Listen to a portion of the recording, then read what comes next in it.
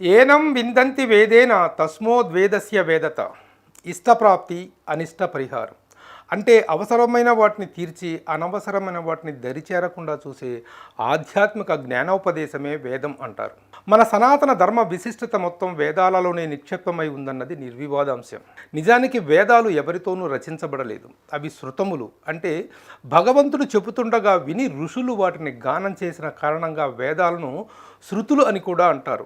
అలా విన్న వేదాలను వ్యాస మహర్షి వంటి ఎందరెందరో ద్రష్టలు పలు విధాలుగా విశ్లేషించి మానవ మేధస్సుకు అతీతమైన జ్ఞాన సంపదను వేదాల రూపంలో మనకు అందించారు. సాక్షాత్తు భగవంతునిచే చెప్పబడిన వేదాలను మహాద్రష్ట అయిన వ్యాస మహర్షి సంకలనపరిచి ఋగ్వేదం, యజుర్వణ వేదం, సామవేదం, అథర్వణ వేదం అని 4 భాగాలుగా వర్గీకరించారు. అలా తను సంకలనపరిచిన వేదాలను వ్యాస భగవానుడు తన శిష్యులైన పైలుడు, వైశంపాయనుడు, జైమిని, సుమంతుడు తదితరులకు బోధించగా వారి ద్వారా వేద సంపద విశ్వవ్యాప్తమైంది అని ప్రతీతి. అయితే మన హైందవ ధర్మ మార్గానికి మాతృకలుగా చెప్పుకునే వేదాలకు ప్రస్తుత సమాజంలో ఉన్న విలువ ఏమిటి, ఆదరణ ఏమిటి అని ఆలోచిస్తే చాలా బాధ కలుగుతుంది. సనాతన ధర్మ పరిరక్షణే లక్ష్యంగా పనిచేయవలసిన ధార్మిక సంస్థలు, పీఠాధిపతులు, ప్రభుత్వాలు వేదాలను, వేద విద్యను నిర్లక్ష్యం చేయటం దురదృష్టకరం. ఇలాంటి తరుణంలో కొందరు వ్యక్తులు, కొన్ని ధార్మిక సంస్థలు సనాతన ధర్మ పరిరక్షణలో భాగంగా వేద విద్యా వ్యాప్తికి కృషి చేయటం అభినందనీయం. అలాంటి ధార్మిక సంస్థలలో పుణ్యక్షేత్రమైన బాసరలో వ్యవస్థీకరించబడిన శ్రీ వేదభారతి పీఠం గురించి ప్రముఖంగా చెప్పుకోవాలి. హైందవ ధర్మ పరిరక్షణలో వేద పఠనం ప్రధానాంశం అని భావించే శ్రీ విద్యానందగిరి స్వామీజీ 14 సంవత్సరాల క్రితం బాసరలో శ్రీ వేదభారతి పీఠాన్ని నెలకొల్పారు. విద్యార్థులకు ఉచితంగా వేద విద్యను అందించడమే కాకుండా గో సంరక్షణ, గోదావరి హారతి, నిత్యాన్నదానం వంటి బృహత్తర కార్యక్రమాలను ఎన్నెన్నో వ్యయప్రయాసలు కూర్చి నిర్వహిస్తున్నారు శ్రీ విద్యానంద స్వామీజీ. అందుకే శ్రీ వేదభారతి పీఠం యొక్క విశిష్టతను, శ్రీ విద్యానందగిరి స్వామీజీ లక్ష్యాలను ప్రేక్షకులకు తెలియజేసే లక్ష్యంతో సుమన్ టీవీ బాసరకు బయలుదేరింది. మాతో పాటు మీరు రండి. బాసరలోని శ్రీ విద్యాభారతి పీఠంలో వేద విద్యా బోధనతో పాటు ఎలాంటి ధార్మిక కార్యక్రమాలు జరుగుతున్నాయో స్వయంగా చూసి తెలుసుకుందాం రండి.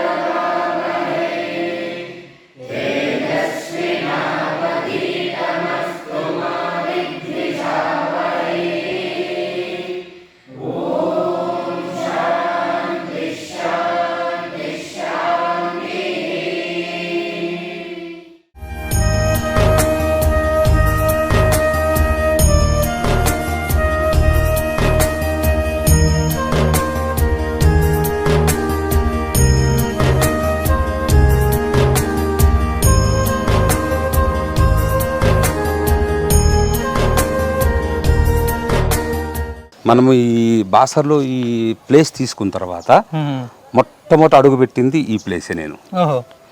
ఇక్కడ నేను తిరుపతికి వెళ్ళాను, మన వాళ్ళకి చెప్పాము అప్పుడు. మరి మనం ఒకసారి వెళ్ళేటప్పుడు అక్కడ చెట్లు ఏమీ లేవు. ఒక అరగంట ఉండాలంటే ఏంటి, చిన్న కుటీరం వేయండి అంటే వాళ్ళు చిన్న పాకలు వేశారు. వచ్చి చూశాను, చూసిన తర్వాత నేను ఇక్కడే ఉంటా. ఆ రోజు నుంచి ఎక్కడికి వెళ్ళలేదు. చిన్న పాక అది, ఇక్కడ నుంచి ఇంతవరకు ఇక్కడ అందరం ఉండే. ఈ స్థలాన్ని మీకు కేటాయించిన వాళ్ళు కొన్నారు మీరు? నేను ఒరిజినల్గా నేనే కొనుక్కున్నా. డబ్బులు ఇచ్చింది దేవుడు భక్తుడి ద్వారా. భక్తుడు తర్వాత ఆ డబ్బులతో రిజిస్ట్రేషన్ చేసుకున్నాం. చేసుకున్న తర్వాత ఈ ప్లేస్కి వచ్చా. ఇది మనం నిల్చున్న ఫస్ట్ ప్లేస్ ఇది. తర్వాత ఇగో ఆ 3 రూములు మళ్ళీ నిదానంగా అది ప్రారంభోత్సవం చేసిన తర్వాత వేద విద్యాలయం ప్రారంభమైంది.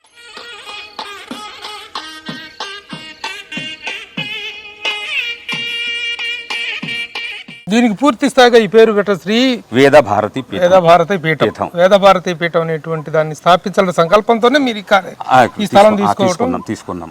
వేదభారతి పీఠం అనేటువంటిది కాశీలోనే ప్రారంభమైపోయింది.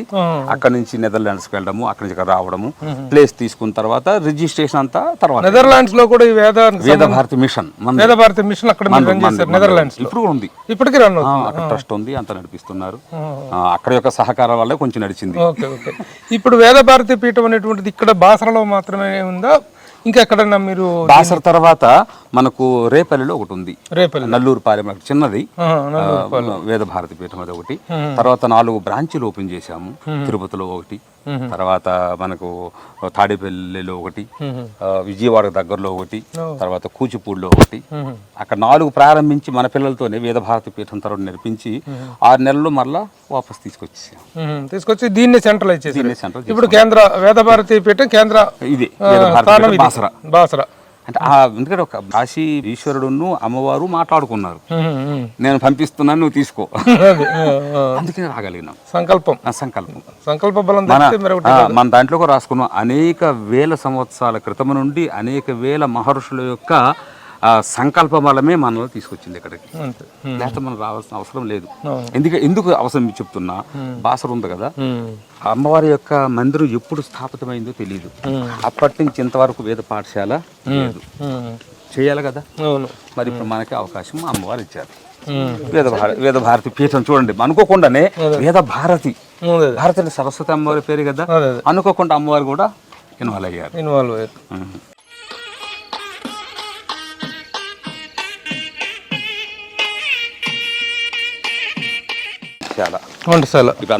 ఇప్పుడు భోజనాలంతా కార్యక్రమం అందరికి ఎంతమంది ఉన్నారండి?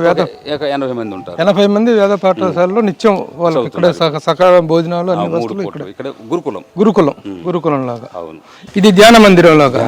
అంటే ఇది అమ్మవారి దీని పేరు చతుర్వేద కుటీరం. పేరే.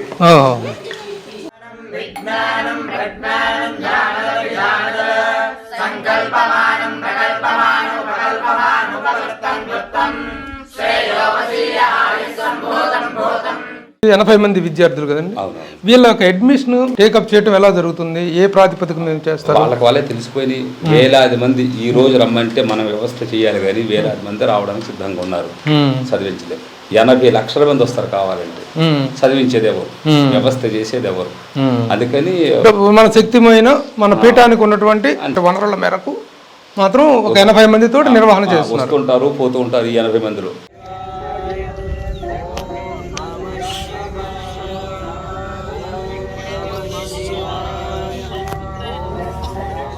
ఈ విద్యార్థుల యొక్క భవిష్యత్తు ఎలా ఉంటుంది? వాళ్ళు ఎలాంటివి స్థిరపడటానికి అవకాశం ఉంటుంది? ఏదో చదువుకుంటే ఏదో విధంగా జీవిస్తారు. ఇప్పుడు మనం చేసేది కూడా వాళ్ళ యొక్క జీవన విధానమే. అంటే అప్పట్లో ఆడపిల్లలు కూడా వచ్చి వేదం చదువుకున్నారు. మొత్తం ఒక 30 మందిని సంపూర్ణంగా చదివించాం. సంపూర్ణ ఋగ్వేదము, సంపూర్ణ సామవేదం 2 వేదాలని మనం ఇచ్చాం వాళ్ళకి. సెంట్రల్ ప్రభుత్వం నుంచి తయారు చేసాం. సర్టిఫికేట్ కూడా వాళ్ళది, చదివించింది మనము, సర్టిఫికేట్ ఇచ్చింది వాళ్ళు. తస్యేష ఏవ శారీర ఆత్మా, తస్యేష ఏవ శారీర ఆత్మా, తస్యేష ఏవ శారీర ఆత్మా. సామవేదం మొత్తం చదవాలంటే ఒక కోర్సుగా ఎంత? మూలం 7 సంవత్సరాలు మూలం చెప్పిస్తాం. ఇంకా పైకి భాష్యాలు ఇవన్నీ చదవాలంటే మరొక 7 సంవత్సరాలు. వాళ్ళ మంత్రజ్ఞానం వాళ్ళకు వచ్చి, అంటే ఇప్పుడు మీ దగ్గర నుంచి వెళ్ళినటువంటి ఒక విద్యార్థి ఒక పూజా కార్యక్రమాన్ని పూర్తి స్థాయిలో నిర్వహించగల, బ్రహ్మాండంగా యాగాలు యాగాలు పెద్ద పెద్దగా ప్రతిష్టలు తర్వాత చండీ యాగాలు, రుద్రయాగాలు అన్నీ చేయించగలరు. అన్ని చేయించగలిగినటువంటి ఒక సంవత్సరంలోనే అన్నీ చెప్పేస్తాం, ఒక సంవత్సరంలోనే ఇవన్నీ వస్తాయి. వచ్చేస్తాం.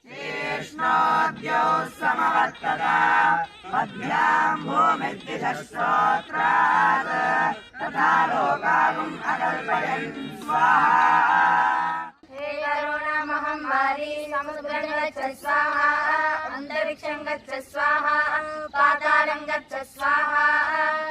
మీరు ఇక్కడ కులము అనే ప్రాతిపదిక లేదు, ఏమి లేదు. మామూలుగా ఈ వేదాలు కానీ పురాణాలు కానీ ఇతిహాసాలు కానీ అనేటువంటి కేవలం ఒక సామాజిక వర్గానికి చెందినటువంటి వాళ్ళకే అనేటువంటి అభిప్రాయం ఉంది. అదిలాగే జరుగుతూ వస్తుంది. మన దగ్గర అది లేదు. కానీ అలా కాకుండా అన్ని కులాల వాళ్ళు, ఏ కులం వాళ్ళైనా వచ్చి మీ దగ్గర వేదం నేర్చుకోవచ్చు ఉచితంగా. ఉచితం. ఇక్కడ ఇక్కడ బయట మన సిద్ధాంతం ఏంటంటే ప్రతి భారతీయులు అంటే స్త్రీ గాని పురుషుడు గాని వేదము చదవచ్చు కాదు, చదవాలి. అది ఇంకా మీ పైన ఆధారం. చదవచ్చు అనేటువంటి ఐచ్ఛికం, తప్పది. ఐచ్ఛికం చదవచ్చు తప్పు, చదవాలి. చదవాలి. భారతీయుడిగా పుట్టావు, భారతదేశంలో భారతదేశం యొక్క అన్నం తింటున్నావు. మరి నువ్వు చేసేది ఏంటి దేశానికి? నేను పూజ చేస్తున్నాను, వ్రతాలు ఉంటున్నాను కాదు. దీనికి ఒక మూలం ఒకటి ఉంది, అది వేదం. వేదం అన్నిటికీ మూలం వేదం. వేదం కాబట్టి ఆ వేదాన్ని ఎంతో కొంత చదవాలి.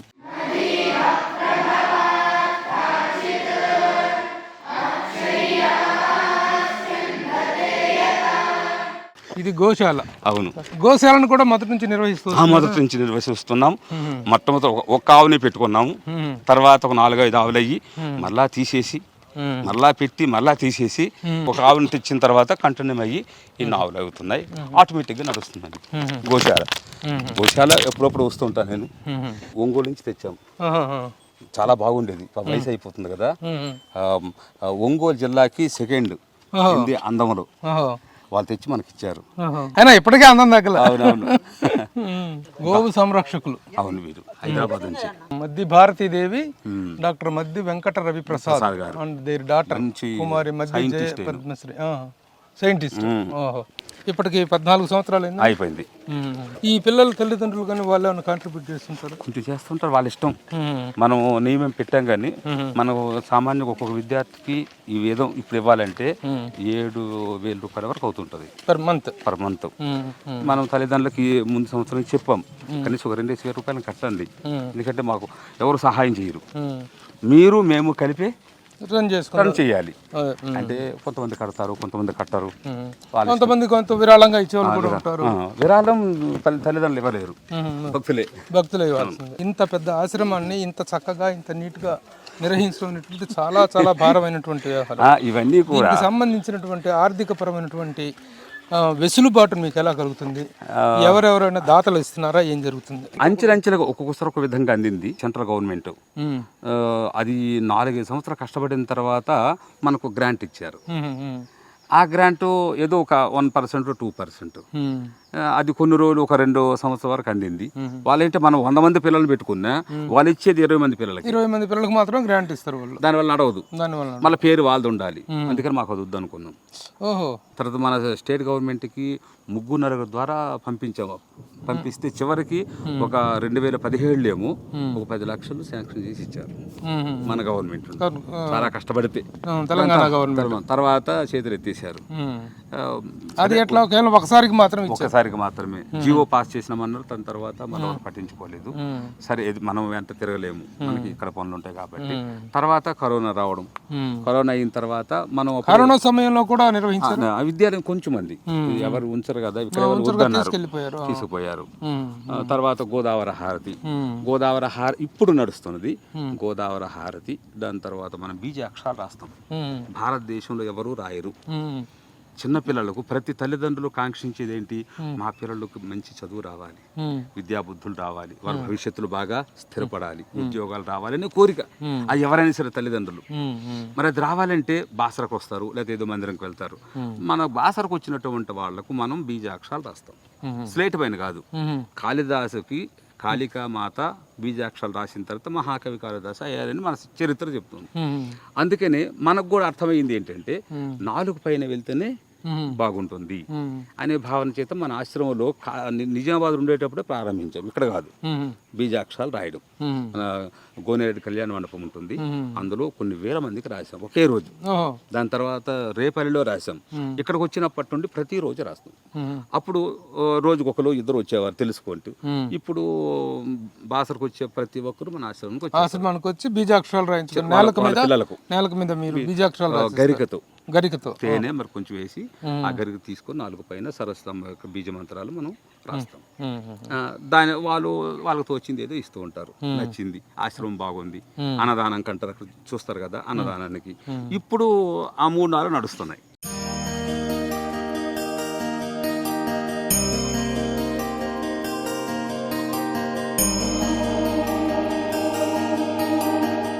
గోదావరి హారతి నిర్వహణ అనేటువంటి దానికి ఆలోచన ఎలా వచ్చింది?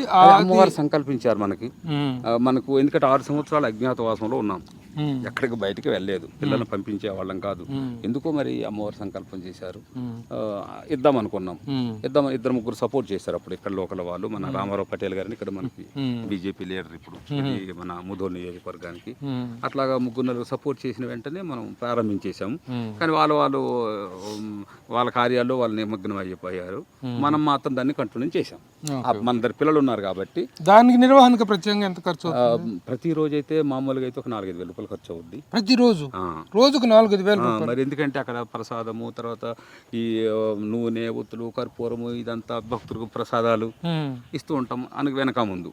అయితే అంతకుముందు ఎవరు వచ్చేవారు కాదు, ఇప్పుడు కొంతమంది వస్తూ ఉన్నారు. వాళ్ళకి తోచింది 50-100 ఇస్తూ ఉంటారు. మనం అన్ని అక్కడ ఉచితంగా ఇస్తున్నాము. ఇప్పుడు ప్రస్తుతం తైలదానం, ఎందుకంటే దీపాలు వెళుతాయి కదా, ప్రతి వాళ్ళు ఏదో దోషం చేస్తుంటారు. అవి పోవాలంటే ఏంటి? అగ్ని వలన. అగ్ని అంటే దీపం వెలిగిస్తున్నాం కాబట్టి మన కార్యక్రమం అవుతుంది, వాళ్ళకి పుణ్యం వస్తుంది. కాబట్టి తైలదానం చేసుకోండి అని చెప్తే అక్కడ ఏదో కొంచెం డబ్బులు పెట్టారు. వాళ్ళు కొని అక్కడ అమ్మవారికి సమర్పిస్తారు, శివుడికి. ఆ నూనెతోనే మనం అక్కడ హారతిలో ఇస్తూ ఉంటాం. చిన్న చిన్న ఖర్చులు వాళ్ళు వస్తుంటారు, నడిచిపోతుంది. డెవలప్ చెయ్యాలి, ఒక విశ్వవిద్యాలయం కట్టాలి అనుకుంటే మీలాంటి వాళ్ళు పెద్దవాళ్ళు వస్తే అవుద్ది. ఇప్పుడు ఈ ఆశ్రమాన్ని నడిపించడానికి ఎవరు అవసరము లేదు. ప్రస్తుతం ఈ స్థాయిలో నడిపించడానికి నాకు అవసరం. అమ్మవారే నడిపిస్తుంది. అమ్మవారు నడిపిస్తుంది. మనం చేసిన పనులు, యూట్యూబ్ ఉంది, యూట్యూబ్ లో భక్తులు ఎంతో మంది చదువుతున్నారు. వాళ్ళందరూ వాళ్ళని తోచినట్లుగా 100-50 పంపిస్తూ ఉంటారు. యూట్యూబ్ నుంచి కొంత వస్తూ ఉంటది, ఎందుకంటే సబ్స్క్రైబ్ పెరిగారు కదా. అది ఇది పిల్లలు, తల్లిదండ్రులు, భక్తులు వీళ్ళందరూ కలిపి నడిపిస్తాను. ఇది నడిచిపోద్ది. కానీ అది కాదు. అవును, యూనివర్సిటీ అనేటువంటిది ఒక పెద్ద విస్తృత స్థాయి కార్యక్రమం. కనీసం ప్రస్తుతం ఒక 1000 మందితో మనం ఒక వేద పాఠశాల ప్రారంభిద్దాము అంటే విశ్వవిద్యాలయం. కాశీకి కూడా అప్లికేషన్ పెట్టాం. మొన్న మన మోహన్ యాదవ్ గారు వచ్చారు.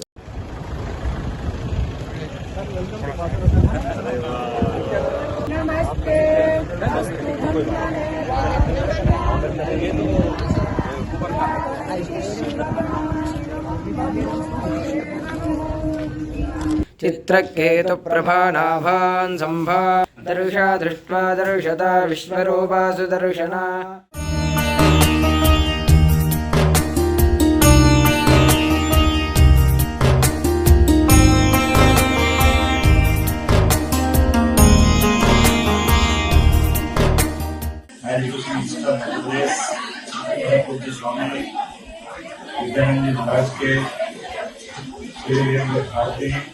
हम भास्कर में जीवन से अलग अलग कार्यक्रमों में सम्मिलित हुआ, बड़ा अद्भुत लगा।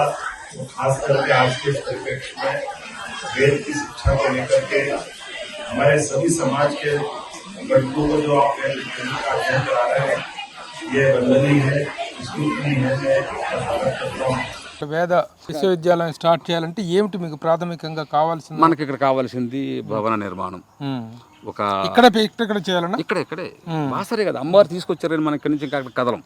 ఇక బాసర్లోనే భవన నిర్మాణం, తర్వాత పిల్లలకు భోజన వ్యవస్థ, తర్వాత అధ్యాపకులు, అవన్నీ మనం 2-3 సంవత్సరాలు బాగా నడిపిస్తే కాశీ నుండి అవి మీకు ఇవ్వగలిగినటువంటిది ప్రభుత్వమా దాతలే అంతే. ప్రభుత్వం దగ్గర నుంచి ఆ స్థాయి సహాయం వస్తుందన్న ఆశ కానీ లేదు, అది కానీ లేదు, వాళ్ళకి అవసరం లేదు.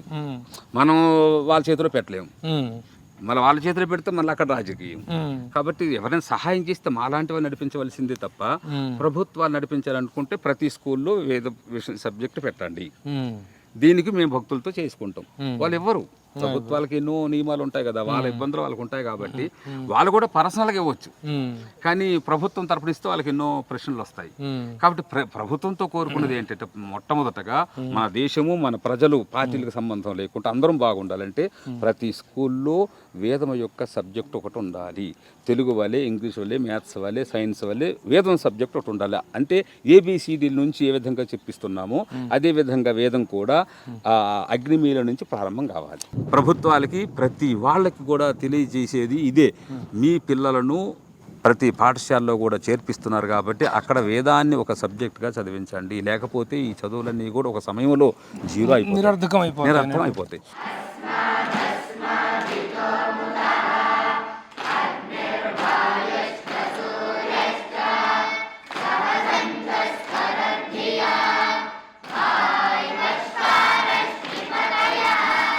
బాసర పుణ్యక్షేత్రంలో వ్యవస్థీకరించబడినటువంటి శ్రీ వేదభారతి పీఠంలో నుంచి ఇక్కడ జరుగుతున్న కార్యక్రమాల గురించినటువంటి విశేషాలన్నీ తెలియజేయాలనేటువంటి లక్ష్యంతో సుమన్ టీవీ ఇక్కడ బాసరకు రావడం జరిగింది. ఈ శ్రీ వేదపీఠంలో వేద పఠనం ఎలా జరుగుతుంది, వేదం యొక్క లక్ష్యాన్ని ఏ విధంగా ఇక్కడ విద్యార్థులకు బోధిస్తున్నారు అనేటువంటి విషయాలు మనం ఇక్కడ ఉన్నటువంటి ఫ్యాకల్టీ గురుచరణ్ గారిని అడిగి తెలుసుకుందాం. గురుచరణ్ గారు నమస్తే అండి. విద్యార్థుల యొక్క దైనందిన జీవితం, డైలీ లైఫ్ ఎలా స్టార్ట్ అవుతుంది, ఎన్ని గంటలకు స్టార్ట్ అవుతుంది, కార్యక్రమాలు కానీ సిలబస్ కానీ ఎలా చెప్తున్నారు, ముందుగా ఈ వివరాలు తెలియజేస్తారు. ప్రతిరోజు కూడా ఉదయాన్నే 4 గంటలకు లేవడం జరుగుతుంది. 4 గంటలకు లేచిన తర్వాత యోగాసనాలు, తర్వాత స్నానాలు, సంధ్యావందనం, అటుపిమ్మట అల్పాహారం స్వీకరించిన తర్వాత 9 గంటల నుంచి క్లాసెస్ ప్రారంభమవుతాయి. 9 నుండి 12 వరకు క్లాసెస్లు ఉంటాయి. తర్వాత 12 నుంచి 2 వరకు కూడా భోజనము, కొద్దిగా విరామం. తర్వాత 2 నుంచి 4 వరకు కూడా మళ్ళీ క్లాసెస్లో ప్రారంభమవుతాయి. క్లాసెస్లో కూడా ఉదయం అంతా కూడా వేదం ఉంటుంది, మధ్యాహ్నం అంతా కూడా సంస్కృతము మరియు ఆధునిక విద్య అంతా కూడా ఉంటుంది. తర్వాత 4 తర్వాత వాళ్ళకి కొద్దిగా సేవ, తర్వాత వాళ్ళు స్నానాలు చేసుకోవడం, బట్టలు ఉతుకోవడం. తర్వాత మనకు గోదావరి హారతి కూడా ఉంది. ఆ హారతికి కొంతమంది విద్యార్థులు అక్కడికి వెళ్తారు. హారతి పూర్తి అయిపోయిన తర్వాత మళ్ళీ తిరిగి వచ్చిన తర్వాత 8 గంటలకి భోజనాలు, మళ్ళీ రాత్రిపూట 1 గంట వరకు చదువుకునేసి 9:30 వరకు పడుకుంటారు. వేద పఠనం అనేటువంటి దాంట్లో మీకు ఎలాంటి వర్గీకరణ, ఫస్ట్ ప్రాథమిక దశ, రెండవ దశ, అట్లా ఆ వర్గీకరణ ఎలా ఉంటుంది? డిఫరెంట్ ఏజ్ గ్రూప్స్ ఉన్నారు కదా, అది ఆ ఏజ్ గ్రూప్స్ డివైడెడ్ కానీ క్లాసులు అంటూ ఉంటాయా? ఉత్తీర్ణత ఎలా ఉంటుంది? వాళ్ళకి మార్కులు కానీ వాళ్ళకి పరీక్షలు కండక్ట్ చేయటం కానీ అలా జరుగుతుంటుంది? మన దగ్గర 2 విధాలుగా కోర్సెస్ ఉన్నాయండి. ఒకటి ఏంటంటే 7 సంవత్సరాల కోర్సు, అది సాందీపని విద్యా ప్రతిష్టాన్ నుంచి ఇచ్చినటువంటి కోర్స్ అయితే ఉంది. అది 7 సంవత్సరాల కోర్సు ఉంటుంది. వాళ్ళకి ప్రత్యేకించి తీసుకునేటువంటి విద్యార్థులను కూడా 6వ తరగతి నుంచి తీసుకుంటారు. ఇంటర్మీడియట్ వరకు కూడా కోర్సు ఉంటుంది. ప్రతి సంవత్సరం ప్రత్యేకమైనటువంటి వాళ్ళకి సిలబస్ ఉంటుంది. అందులో ఋగ్వేదము, సామవేదము. సామవేదం తీసుకునే వాళ్ళకి సామవేదం ఉంటుంది, ఋగ్వేదం తీసుకునే వాళ్ళకి ఋగ్వేదం ఉంటుంది. వారికి సంస్కృతము, మళ్ళీ ఆధునిక సబ్జెక్ట్స్ అన్నీ కూడా ఉంటాయి. సైన్స్, ఇంగ్లీష్ ఇవన్నీ ఉంటాయి, అన్నీ కూడా ఉంటాయి. అది సర్టిఫికేట్ కోర్సు. ఇక సర్టిఫికేట్ కాకుండా కూడా మన దగ్గర కొంతమంది విద్యార్థులు, కొద్దిగా పెద్ద విద్యార్థులకు 6వ తరగతి కాకుండా ముందుగానే ఇంటర్మీడియట్ కంప్లీట్ అయిన వాళ్ళు, 10th క్లాస్ కంప్లీట్ అయిన వాళ్ళు కూడా వస్తున్నారు. వాళ్ళకు కూడా ఎటువంటి విద్య అంటే కేవలం వాళ్ళు పూజలు, హోమాలు, యజ్ఞయాగాలు నేర్చుకోవాలనుకుంటారు. వాళ్ళకు కూడా చాలా ఆసక్తి ఉంటుంది. కాబట్టి వారికి కూడా అటువంటి విద్యని వీరికి బోధింప చేయడం జరుగుతుంది అన్నమాట. ఇక్కడ 3 సంవత్సరాలు లేకుంటే 5 సంవత్సరాలు. కొంతమంది తొందరగానే కంప్లీట్ చేసుకుంటున్నారు, కొంతమంది కొద్దిగా 5 సంవత్సరాలు. మామూలుగా ఎక్కడైనా అకాడమిక్ ఇయర్ అని అంటాం, జూన్ జూలై నెలల్లో మామూలుగా అకాడమిక్ ఇయర్ అనేటువంటిది స్టార్ట్ అవుతుంటుంది. మీకు అలా అకాడమిక్ ఇయర్ అనేటువంటిది ఏ మంత్ నుంచి ఏ మంత్ దాకా ఉంటుంది? ఆశ్రమ సర్టిఫికేట్ కోర్స్ ఏదైతే ఉందో అది డిసెంబర్లో అకాడమిక్ ఇయర్ స్టార్ట్ అవుతుంది. డిసెంబర్లో స్టార్ట్ అవుతుంది. అవును. ఇక మనకు సాందీపని విద్యా ప్రతిష్టాన్ వాళ్ళు కూడా సూచన మేరకు అయితే వాళ్ళది మార్చిలో అలా అవుతుంది. ఇప్పుడు మామూలుగా మీరు అడ్మిషన్స్ ఇన్వైట్ చేసేటప్పుడు ఇలా వేద పాఠశాలలో పలానా రోజు నుంచి పలానా నెల నుంచి కోర్సు స్టార్ట్ అవుతుంది అనేటువంటి ఒక నోటిఫికేషన్స్ జారీ చేయటం కానీ అలా ఏమైనా ఉంటుందా? మనం నోటిఫికేషన్ అంటూ ఎక్కువ ఏమి ఇవ్వట్లేదు. చాలామంది విద్యార్థులు అయితే చాలామంది రావడం అయితే జరుగుతుంది. కానీ మనమే వచ్చిన వాళ్ళు వచ్చినట్టుగా తీసుకోవడం జరుగుతుంది. కొంతమంది చాలా మట్టుకు కూడా ఆపేయడం జరుగుతుంది. ఎందుకంటే మనకు సరైనటువంటి వసతి లేకపోవడం చేత విద్యార్థులు ఇప్పటికీ 70-80 మంది విద్యార్థులు ఉన్నారు. ఇంకా చాలామంది కూడా రావడానికి సిద్ధంగా ఉన్నప్పటికీ కూడా వాళ్ళని కొంతవరకు ఆపివేస్తాం. అంటే దీన్ని ఇంకా విస్తృతపరిచేటువంటి అవకాశాలు ఎలా ఉన్నాయి? విస్తృతంగా చేయాలన్నటువంటి అవకాశం కూడా ఉంది. స్వామీజీ వారు కూడా దాని గురించి చాలా విచారిస్తున్నారు. ఎందుకంటే రూమ్లు కావాలి, దానికి సరైనటువంటి వ్యవస్థ అంతా కూడా కావాలి. మనకి ఇప్పుడైతే అంత వ్యవస్థ లేదు. కేవలం ఒక 50 మంది మట్టుకు ఉండే వ్యవస్థ ఉంది. అయినప్పటికీ కూడా 78 మంది మాత్రం ఉన్నారు. ఇంకా దీన్ని పెంచుకోవాలన్నటువంటి ఆలోచనలో ఉన్నాము. ఇదివరకు కూడా విద్యార్థులు అమ్మాయిలు కూడా ఉండేవారు. 30 మంది విద్యార్థులు ఉండేవారు ఇదివరకు. అబ్బాయిలు ఒక 40 మంది విద్యార్థులు ఉండేవారు. వారికి సపరేట్ వ్యవస్థ ఉండింది. కాకపోతే ఇప్పుడు అబ్బాయిలు పెరిగిపోయేసరికి అమ్మాయిలు కొద్దిగా తగ్గించేసి వాళ్ళకి ఈ వ్యవస్థ మళ్ళీ పూర్తి స్థాయిలో సిలబస్ అనేటువంటిది మీరు ఎక్కడి నుంచి డెరైవ్ చేస్తున్నారు? సాందీపని వేద విద్యా ప్రతిష్టాన్ అన్నటువంటిది మధ్యప్రదేశ్లో ఉంది. అక్కడి నుంచి మనకు సిలబస్ మెటీరియల్ అంతా వస్తుంది. వాళ్ళ ఆదేశాల మేరకి మనకి ఇక్కడ క్లాసెస్ జరగడం కానీ, వాళ్ళ ఆదేశాల మేరకే ఎగ్జామ్స్ తీసుకోవడం, వాళ్ళే వచ్చి ఎగ్జామ్స్ తీసుకుంటూ ఉంటారు ప్రతి సంవత్సరం కూడా. 7వ సంవత్సరం మనం వెళ్ళి అక్కడ ఉజ్జయిన్లో ఎగ్జామ్ తీసుకోవడం జరుగుతుంది. ఇక్కడ ఫ్యాకల్టీ ఎంతమంది ఉన్నారు? ఇక్కడ ప్రతి సబ్జెక్ట్కి ఒక్కొక్కరు ఉన్నారు. అంటే సబ్జెక్ట్స్ అంటే ఎన్ని సబ్జెక్ట్స్ ఉంటాయి మెయిన్గా? మ్యాథమెటిక్స్, సైన్స్, సోషల్ ఇవేవైతే ఉన్నాయో అవి ఆధునిక సబ్జెక్ట్స్. వాటికి 2 ఉన్నారు. సంస్కృతానికి నేనున్నాను. సంస్కృతము, స్మార్థం ఏంటంటే పూజలు, హోమయజ్ఞయాగాలు అవన్నీ నేను చెప్తూ ఉంటాను. సామవేదానికి ఒకరున్నారు, ఋగ్వేదానికి ఒకరున్నారు. సంగీతానికి గురువుగారు వస్తూ ఉంటారు, వెళ్తూ ఉంటారు. వీణ వాయిద్యానికి ఒక గురువుగారు వస్తారు. ఇది అందరు విద్యార్థులకు ఇవన్నీ నేర్పుతుంటారా? కొంతమంది సెలెక్టెడ్ విద్యార్థులకు మాత్రమే సంగీతం అన్నటువంటిది నేర్పిస్తుంటాము.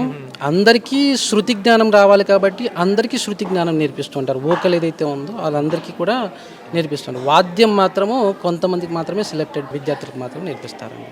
ఎంతమంది పనిచేస్తుంటారు ఇక్కడ?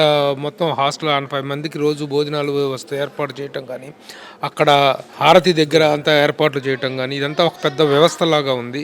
ఈ వ్యవస్థ నిర్వహణకు ఎంతమంది ఈ పీఠంలో పనిచేస్తుంటారు? నిర్వహణ అంతా కూడా స్వామీజీ వారు చేపిస్తున్నారు. 10 మంది మట్టుకు ఉంటారనమాట. ఇక టీచర్స్లో కూడా అంటే వచ్చిపోయేటువంటి టీచర్స్ ఉన్నారు, ఇక్కడే ఉండేటువంటి టీచర్స్ ఉన్నారు. 5 మంది టీచర్స్ అయితే ఇక్కడే ఉంటారు. ఇక వచ్చిపోయే వాళ్ళు 4 ఉన్నారు. ఇక్కడ వంట వాళ్ళు ప్రత్యేకించి ఉన్నారు. ఇక అక్కడ గోదావరి హారతులు కూడా మేమే చూసుకుంటాము. విద్యార్థులు ఎక్కువగా సహకరిస్తూ ఉంటారు. కొత్త విద్యార్థులు, పెద్ద విద్యార్థులు కూడా వచ్చిన వాళ్ళు ఉన్నారు. సీనియర్స్ ఉన్నటువంటి విద్యార్థులు ఉన్నారు. అలాగే ఈ స్టూడెంట్స్లో కూడాను, ఇక్కడ విద్యార్థుల్లో కూడాను బయట నుంచి వచ్చేటోళ్ళు డే స్కాలర్స్ అనేటువంటిది లేదు. డే స్కాలర్స్ ఎవరు లేరు. మన ఉభయ రాష్ట్రాలు ఇక్కడే ఉండాల్సిందే. ఉభయ రాష్ట్రాల నుంచి విద్యార్థులు ఉన్నారు. కొంతమంది మహారాష్ట్ర నుంచి కూడా ఉన్నారు. హిందీ విద్యార్థులు ఉన్నారు. ఉత్తరప్రదేశ్ నుంచి ఒక విద్యార్థి వచ్చిన వాళ్ళు ఉన్నారు. వాళ్ళు ఇక్కడే చదువుకుంటూ ఇక్కడే ఉంటున్నారు. కొద్ది తొందరలోనే తెలుగు నేర్చుకొని తెలుగులో వాళ్ళు నేర్చుకుంటూ ఉన్నారు. ఈ పాఠశాలలో నిర్వహణ పరంగానే, ఫ్యాకల్టీ పరంగా కూడా చాలా కీలక పాత్ర పోస్తున్నటువంటి గురుచరణ్ గారు చెప్తున్నట్టు వివరాలు.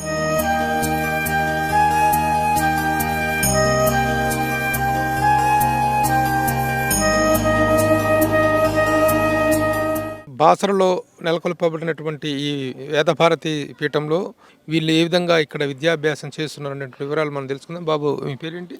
నా పేరు శ్రీ విజ్ఞయ్ అండి. ఏం చదివావు? జనరల్గా మామూలుగా స్టడీస్ ప్రకారం ఏం చదివావు? స్టడీస్ ప్రకారం నేను బయట ఇంటర్ పూర్తి చేశాను. నాకు చిన్నప్పటి నుంచే వేదం అనేది ఇంట్రెస్ట్. కాకపోతే ఏంటిదంటే ప్రోత్సహించేవారు ఎవరు లేకుండా అక్కడ ఆగిపోయాను. ముస్లిమ్స్ వాళ్ళు ఖురాన్ చదువుకుంటారు, ప్రతి క్రిస్టియన్ వాళ్ళు బైబిల్ చదువుకుంటారు. మనం మన వేదం ఎందుకు చదువుకోకూడదు అనే ఆలోచనతో, వేదమే నేర్చుకుందాము అనే ఆలోచనతో నేను ఈ ఆశ్రమానికి రావడం జరిగింది. స్వామివారి ఆశీస్సులతో స్వామివారు అందరికీ వేదం అంటే ప్రతి వయసుతో సంబంధం లేకుండా, వయసు, కులము ఇలాంటివి అదేది లేకుండా అందరినీ తీసుకుంటారు. అంటే ఏంటిదంటే వేదం చదివే ఇంట్రెస్ట్ అనేది ప్రతి ఒక్కరి దగ్గర ఉంటే కంపల్సరీ స్వామివారి ఆశీస్సులు అందరికీ ఉంటాయి. మీరు ఎలాంటి క్రమశిక్షణతో ఈ ఉచ్చారణలో ఉన్నటువంటి సౌందర్యాన్ని ఏంటో ఒకసారి మా ప్రేక్షకులకు వినిపించండి.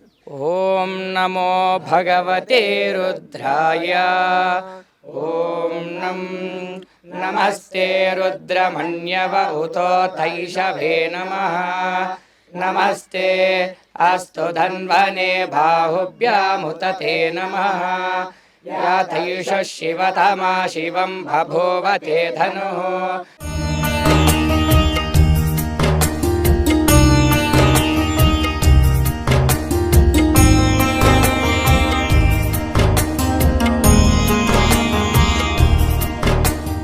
బాసర వచ్చేసినటువంటి భక్తులందరూ అక్కడ బాసర సరస్వతి అమ్మవారి దగ్గర పిల్లలకు అక్షరాభ్యాసం చేయించుకున్న తర్వాత ఈ వేదపీఠం దగ్గరకు వచ్చి ఇక్కడ పిల్లలకు నేలకు మీద బీజాక్షరాలు రాయించుకోవటం అనేటువంటిది ఒక చక్కని ప్రక్రియగా ఇక్కడ అందరూ నమ్ముతారు.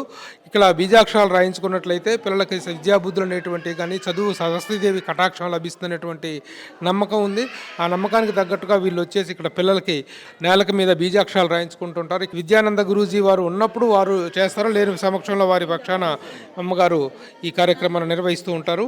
వచ్చినటువంటి భక్తులు వాళ్ళ తోచిన విరాళాలని వాళ్ళకి తోచిన సహాయాన్ని అందించడమే తప్ప పర్టికులర్గా ఇంత డబ్బులు కట్టాలి అనేటువంటిది దీనికంటూ ఒక పర్టికులర్ ఫీజు అంటూ ఏమి వసూలు చేసే పద్ధతి అంటూ ఇక్కడ ఏమి లేదు.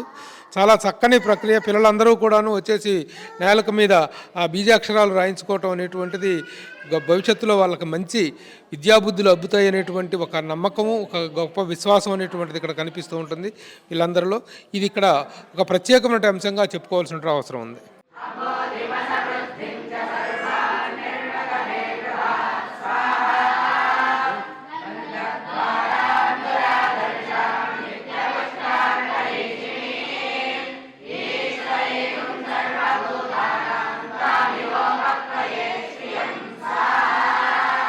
ఇంకా పవిత్ర బాసర పుణ్యక్షేత్రంలో గోదావరి తీరాన విద్యానందగిరి స్వామి వారు నిర్వహిస్తున్న గోదావరి హారతి కార్యక్రమం నిరాఘాటంగా నిర్విరామంగా నిరంతరాయంగా కొనసాగుతుంది.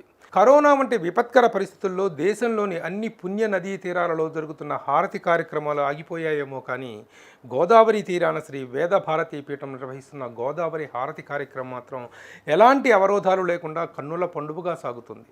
రండి, ఆ హారతి కార్యక్రమం ఎంత ఆహ్లాదంగా దేదీప్యమానంగా జరుగుతుందో చూద్దాం.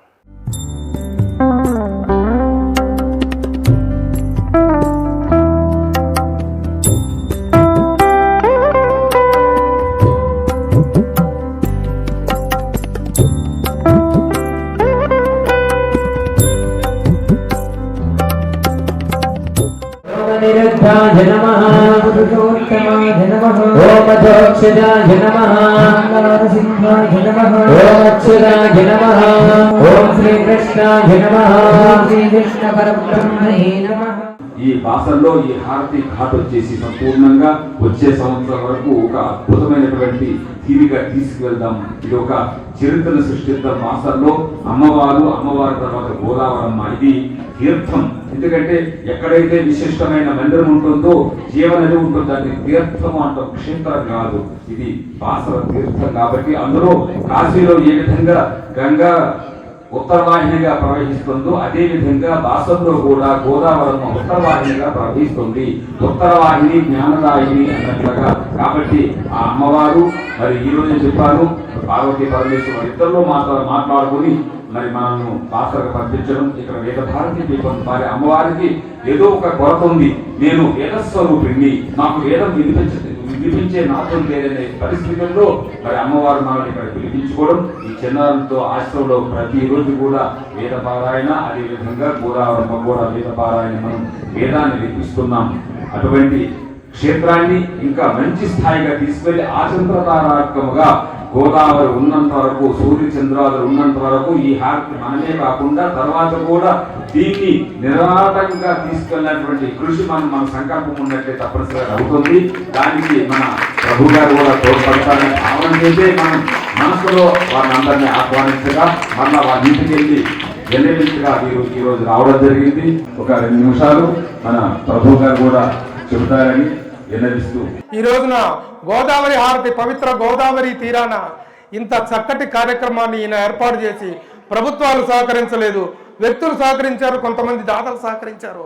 కానీ ఎవరు సహకరించకపోయినా సంకల్ప బలం ముందు ఏదైనా చిన్నదే అని నిరూపిస్తూ ఈ రోజున వేదానంద స్వామి వారు స్వయంగా నిర్మించి భక్తుల కోసం ఏర్పాటు చేసి ఇంత గొప్పగా ఈ కార్యక్రమాన్ని ప్రతిరోజు నిర్వహించడం. ఆ రోజున గంగా హారతి అయినా సరే వర్షం వస్తే ఆగిపోతుంది, గంగ దగ్గర పెట్టేది. మన గోదావరి దగ్గర కానీ విజయవాడ కానీ ఎక్కడ ఏ హారతి కార్యక్రమాలు చేపట్టినా అవి ఏవేవో అవాంతరాల వల్ల ఆగిపోతున్నాయి. కానీ కోవిడ్ అనేటువంటి ఒక విపత్కర కాలంలోనైనా సరే ఈ హారతి కార్యక్రమాన్ని నిరంతరాయంగా నిర్విరామంగా కొనసాగిస్తున్నటువంటి స్వామీజీకి ఇంత గొప్పగా ఈ కార్యక్రమాన్ని కొనసాగించడం వారి సంకల్ప శుద్ధికి నిదర్శనంగా నేను భావిస్తున్నాను. ఈ కార్యక్రమాన్ని నిత్యం జయప్రదం చేస్తున్నటువంటి ఈ చిన్నారులకు, ఈ మహాతరులు వీళ్ళందరూ కూడాను ఈ సేవా కార్యక్రమంలో భాగస్వాములైనందుకు ప్రతి ఒక్కరికి నా హృదయపూర్వక అభినందనలు, శుభాశీస్సులు తెలియజేస్తూ నమస్తే.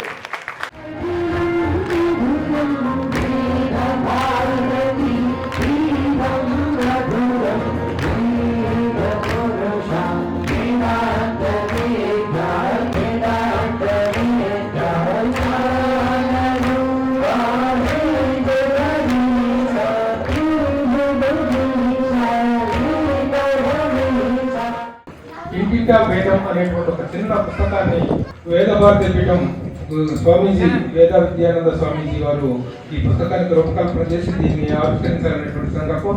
ఈ పుస్తకాన్ని ప్రతి ఒక్కరు ఉచితంగా ఇవ్వడం అనేటువంటిది వారి ఔదార్యమే కాకుండా వారు వైదిక ధర్మానికి చేసినటువంటి గొప్ప సేవగా భావిస్తూ ఈ కార్యక్రమాన్ని, ఆవిష్కరణ కార్యక్రమం నా చేతుల మీద జరగడం నా పూర్వజన్మ సుకృతంగా నా అదృష్టంగా భావిస్తూ నమస్తే, శుభాశీస్సులు.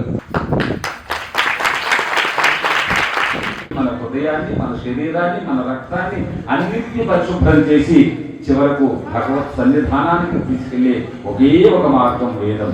అటువంటి వేదాన్ని మీరు ఇది ధరిస్తారని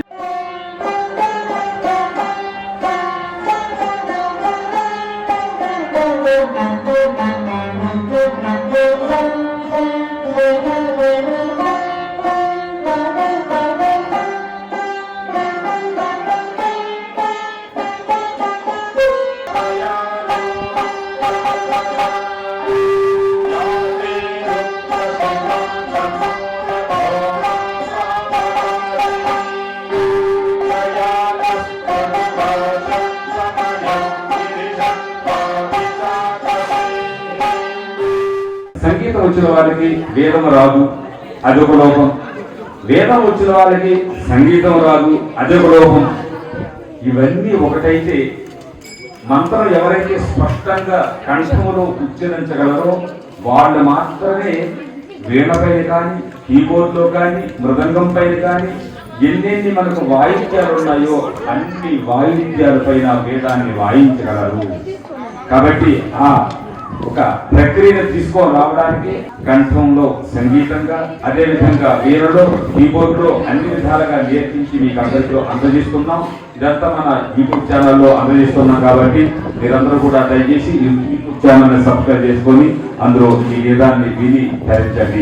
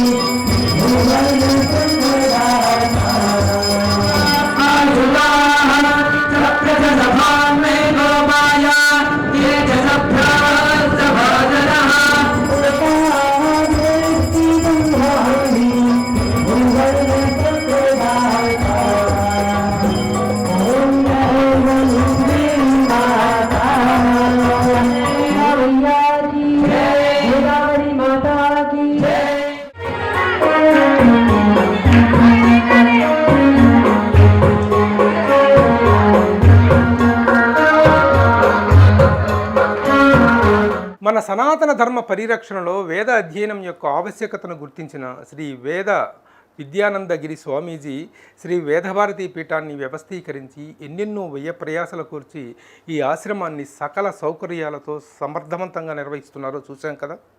అయితే ఇలాంటి ధార్మిక కార్యక్రమాలు నిర్విరామంగా కొనసాగాలి అంటే దాతల సౌజన్య సహకారాల వల్లే అది సాధ్యపడుతుంది. కాబట్టి ఇక్కడ జరుగుతున్న కార్యక్రమాల విశిష్టతను ఔన్నత్యాన్ని గమనించిన దాతలు భూరి విరాళాలతో ఈ కార్యక్రమాలకు చేయూతనివ్వవలసిన అవసరం ఎంతైనా ఉంది. కావున స్పందించవలసిన దాతలు ఈ క్రింది బ్యాంక్ అకౌంట్కు కానీ లేదా గూగుల్ పే ద్వారా కానీ తమ విరాళాలను అందచేయవచ్చు. ఇంటింటా వేదం ప్రతి నోటా వేదం అనే మహా సంకల్పానికి మీ వంతు చేయూతను అందిస్తారని ఆశిస్తూ వేదం వందే జగద్గురు.